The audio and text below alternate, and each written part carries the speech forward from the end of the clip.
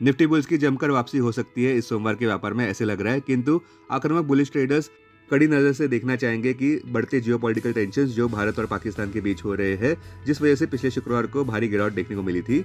IPO खबरों में एथर energy का आईपीओ रुपीज 2626 करोड़ का होने वाला है, जो सोमवार 28 अप्रैल को सब्सक्रिप्शन के लिए खुल रहा है और जो बुधवार अप्रैल 30 को बंद होगा। एथर एनर्जी एक स्पेशलाइज्ड इलेक्ट्रिक व्हीकल मैन्युफैक्चरर है जो इलेक्ट्रिक टू व्हीलर्स बनाता है, E2Ws, और उसके साथ साथ एक कंप्लीट इकोसिस्टम देता है प्रोडक्ट्स का। अपने दिन की शुरुआत समझदारी से करें। महत्वपूर्ण खबरें और दुनिया भर के स्टॉक मार्केट्स पर विश्लेषण के लिए इस वीडियो को अंत तक देखना न भूलें।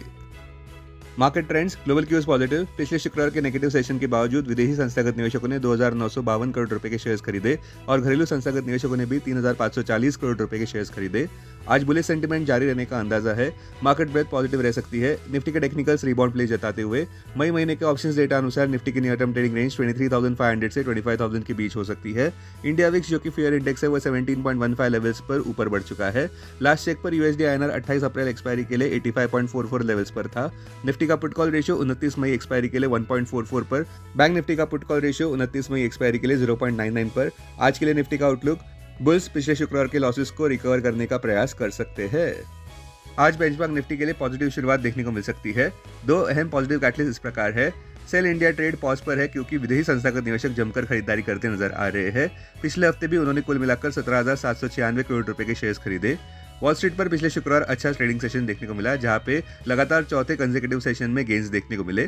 फिर भी सावधानी बरतना जरूरी है किसी भी एक्सेसिव स्ट्रेंथ पर, क्योंकि निवेशकों की सेंटिमेंट इस बात से पीड़ित रहेगी, जहां पे ट्रेड टेंशंस देखने को मिल रहे हैं स्पॉटलाइट में। ग्लोबल टैरिफ वॉर के नॉन अननोन्स को लेकर काफी चिंताएं हैं। और दूसरा कारण ये है कि पिछले शुक्रवार निफ्टी में भारी गिरावट देखने को मिली, क्योंकि टेररिस्ट अटैक जो पहलगाम में हुआ था उस वजह से भारत और पाकिस्तान के बीच जियोपॉलिटिकल टेंशंस बढ़ गए हैं।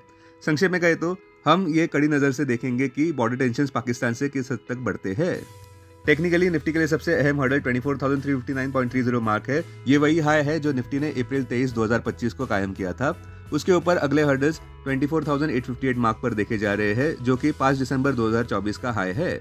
बॉटम लाइन ज्ञान मंत्र यह कहता है कि चतुर रहे।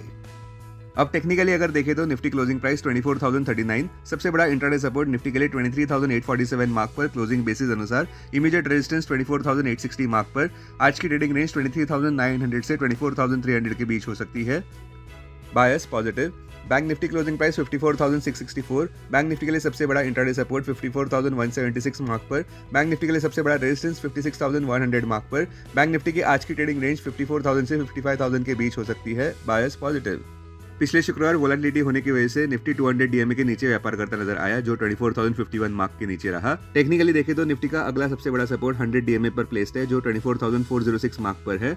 हमारे कॉल ऑफ द वीक अनुसार ऐसे लग रहा है कि निफ्टी पॉजिटिव बायस के साथ व्यापार करता नजर आ सकता है, क्योंकि इमीडिएट क्राइसिस खत्म हो गया है राष्ट्रपति ट्रम्प के टैरिफ्स का, ऐसे लग रहा है। और इस बात की पुष्टि करते हुए Nifty IT index star out performer रहा पिछले हफ्ते, जहां पे स्टॉक्स जैसे कि TCS, टेक महिंद्रा और इन्फोसिस आगे चलकर अच्छे आउट परफॉर्मर्स हो सकते हैं।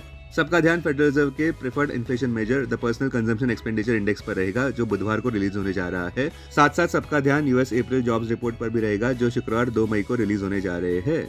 स्टॉक स्पेसिफिक खबरों में इस हफ्ते सबका ध्यान मेजर अर्निंग्स पर रहेगा, एप्पल, Amazon, माइक्रोसॉफ्ट और Facebook parent company Meta platforms पर।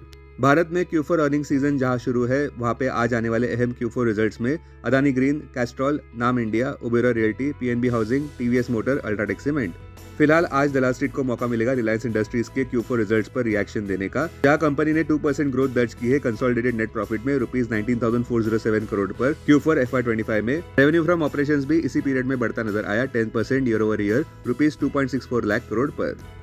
अब BSE डेरिवेटिव्स डेटा डैशबोर्ड पर ध्यान देते हैं। निफ्टी में futures last traded price 24,120, premium +81, put call open interest ratio Nifty 29 मई एक्सपायरी के लिए 1.43 पर, बैंकेक्स 29 मई एक्सपायरी के लिए 1 पर, maximum call open interest Nifty के लिए 24,500 और स्क्वायर 24,000 स्ट्राइक प्राइस पर, बैंक निफ्टी के लिए maximum call open interest 63,000 strike price पर, maximum put open interest Nifty के लिए 24,000 और स्क्वायर 23,000 स्ट्राइक प्राइस पर, बैंक निफ्टी के लिए maximum put open interest 53,000 strike price पर।